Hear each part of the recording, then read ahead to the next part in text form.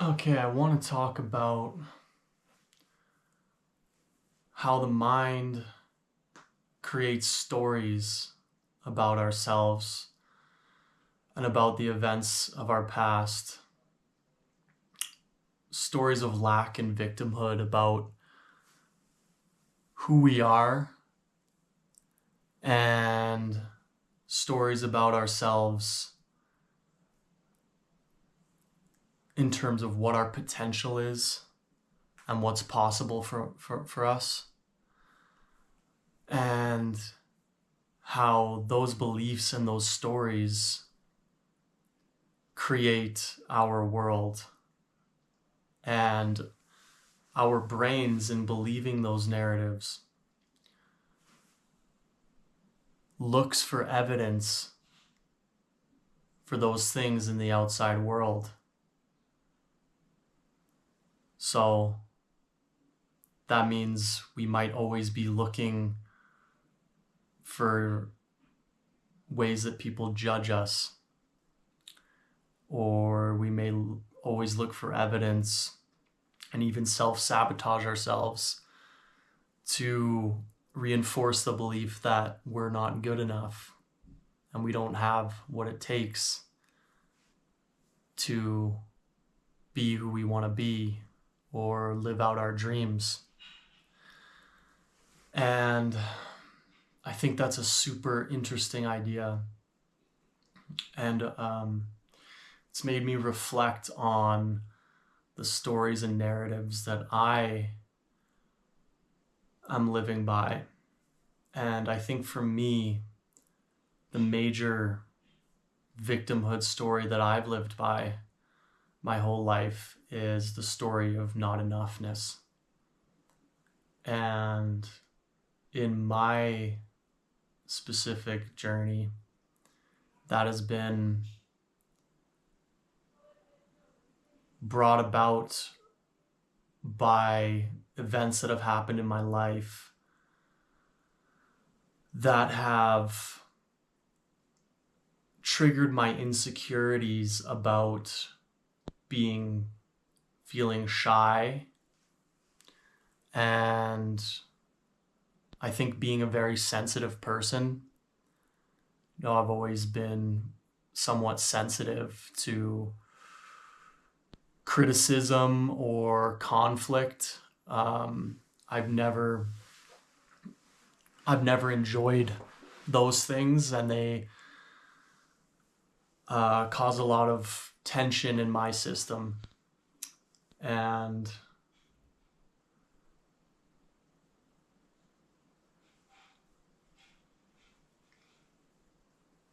I think times when people have been critical of me for being a shy or introverted person has made me feel like who I am is not enough, and that my personality isn't enough, that I don't have any substance to myself, and that I'm not an enjoyable person to hang out with or be friends with because I'm just boring, or I don't speak enough, or whatever, or because I don't like conflict, that I'm weak and I can't stand up for myself. So I'm not strong enough in that way. And I think those are really ways that the story of not enoughness has kind of implanted itself into my brain and my world, and then my mind will look for, I think it's always looking for the reactions of people that could be interpreted as them judging me in a negative way.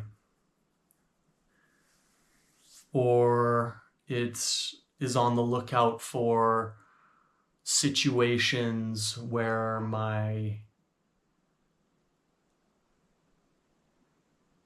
people might possibly judge me for being too quiet or boring or not a good conversationalist.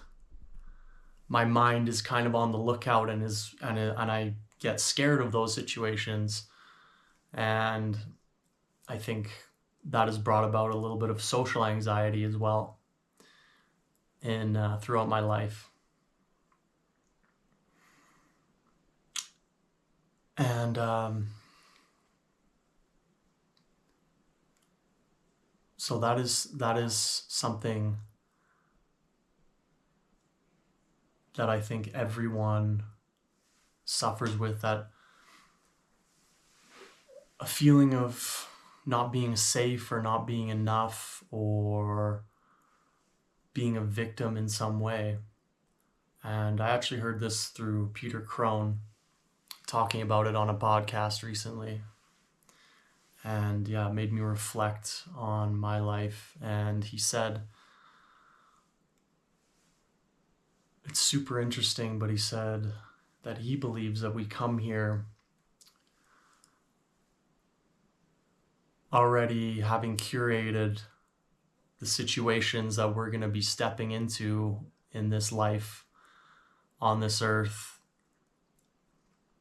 so that our experiences will trigger these specific things that our soul carries in order for us to notice them and then be able to transcend them. So instead of looking at these events that have happened that you think are the cause of being not enough, like someone saying to me, oh, why are you so quiet? You're so shy. You're boring or whatever. Instead of taking that and being a victim of that and turning that into a cause that I am the way I am, and maybe I can't change that, and I'm just forever wounded by those events, rather than build that story around those events, realize that you don't have to carry that story with you, and you don't have to make that meaning out of that story, out of that event. And so we are not victims of our past. Like, those things might have hurt in the moment, but afterwards, the creation of the narratives around those events are our responsibility and our doing. And any further suffering caused by those events after they have happened is ultimately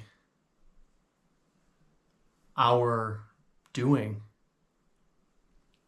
Yes, those events probably need to be processed properly and made sense of, but then afterwards, the stories that we carry about them, we don't have to. And I think that's very freeing, because then you think, like, I don't have to be a victim of my past. I don't have to be a victim of who I've always viewed myself as and my limitations that I perceive that I've had. Like, I can choose to be empowered and be whoever I want to be. And I think there was a quote I've heard a lot.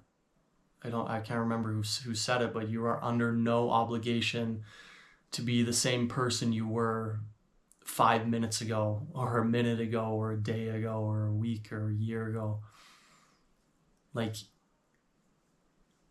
we just carry these stories of who we are in our heads, and it's literally just a story.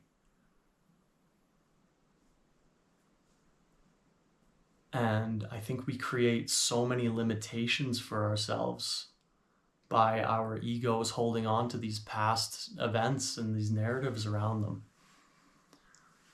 So, something I've been thinking about, and something I would love to change about myself, is well, nothing. I don't need to change. I need to just get rid of the narratives around my perceived limitations and my perceived not enoughness. And I think when you do that, your natural essence just shines through, and your potential can then be realized because you're not being held back by your mind, and your mind isn't constantly looking for evidence to be correct about who it thinks that you are. So yeah, I think it starts by being aware, and something I'm thinking about and trying to work with. All right.